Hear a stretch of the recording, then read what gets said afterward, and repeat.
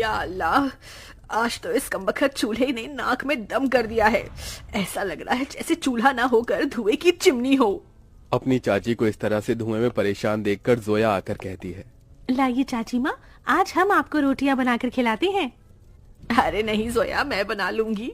मैं नहीं चाहती कि इस चूल्हे के धुएं से मेरी हूर सी भतीजी का चेहरा काला पड़े। इतने में जोया का चाचा अनवर सिर से पांव तक मिट्टी में सना हुआ घर लौट आता है। उसके हाथों में एक छोटी सी थैली थी जिससे चाशनी टपक रही थी। उफ, अरे थैली में से ये क्या टपक रहा है? अरे माफ करना बेगम, मैं तो भूल गया था। मैं जोया बिटिया के लिए उसके मनपसंद की रस भरी इमरती लाया हूँ।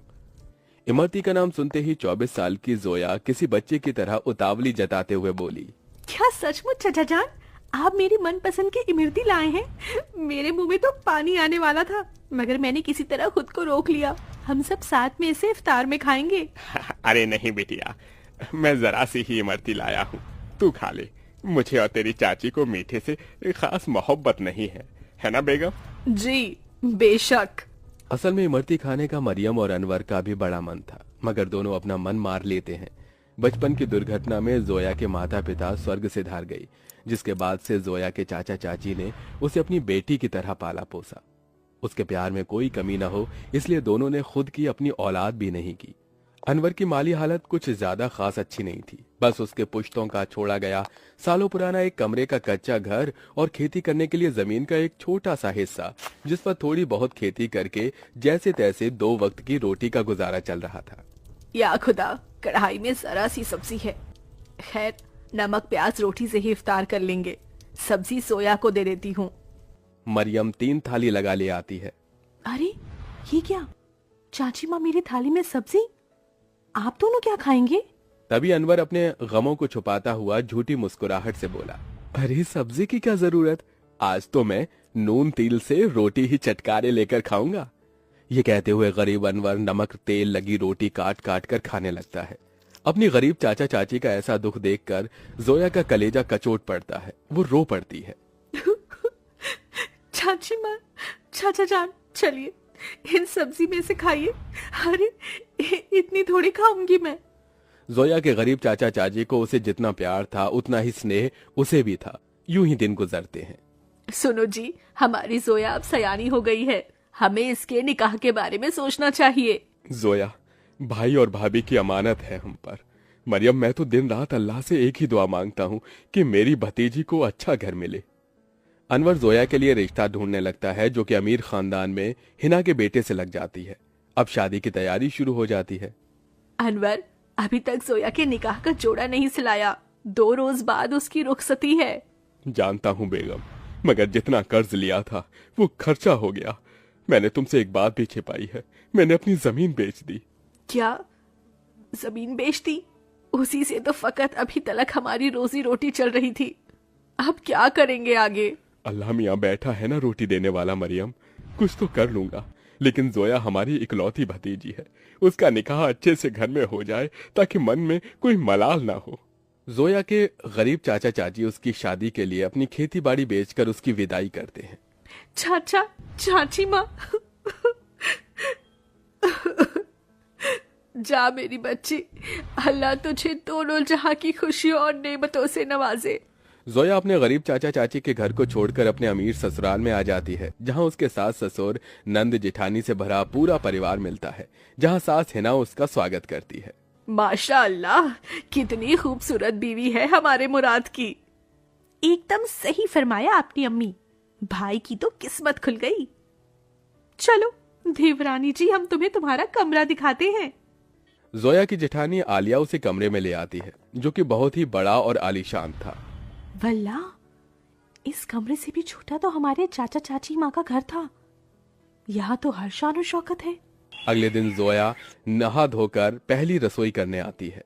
अस्सलाम वालेकुम अबू जान। खुश रहो बहू बेगम। अम्मी जान, खाने में क्या बनाना है? अरे बहू, तुम क्यों खाना बनाओगी? उसके लिए नौकर चाकर है ना। मगर हम सभी तुम्हारे हाथों का शाही टुकड़ा खाना चाहेंगे। जी अच्छा। जोया जैसे ससुराल के ऐशो आराम भरे किचन में कदम रखती है तो नम आंखों से निहारती रह जाती है। उसकी आंखों के आगे अपनी चाची का धुएं में चूल्हा फूकना याद आ जाता है। या खुदा, हमारा ससुराल कितना रईस है। ऐसा लग रहा है जैसे हम किसी जन्नत में आ गए हैं।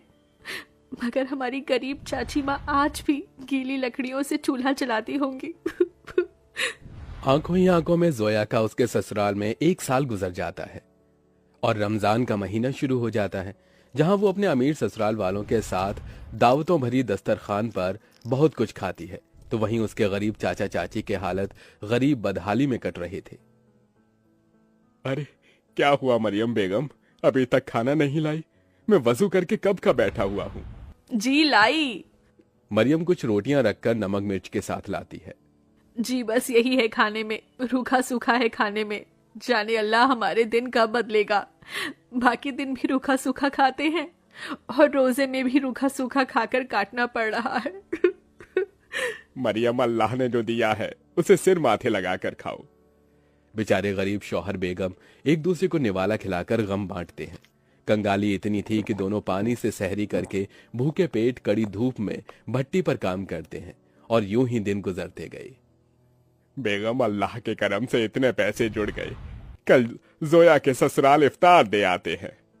दोनों खुद पर दुख उठाकर जोया और उसके ससुराल वालों के लिए कपड़े, फल, मिठाई के साथ इफ्तार लेके जाते हैं।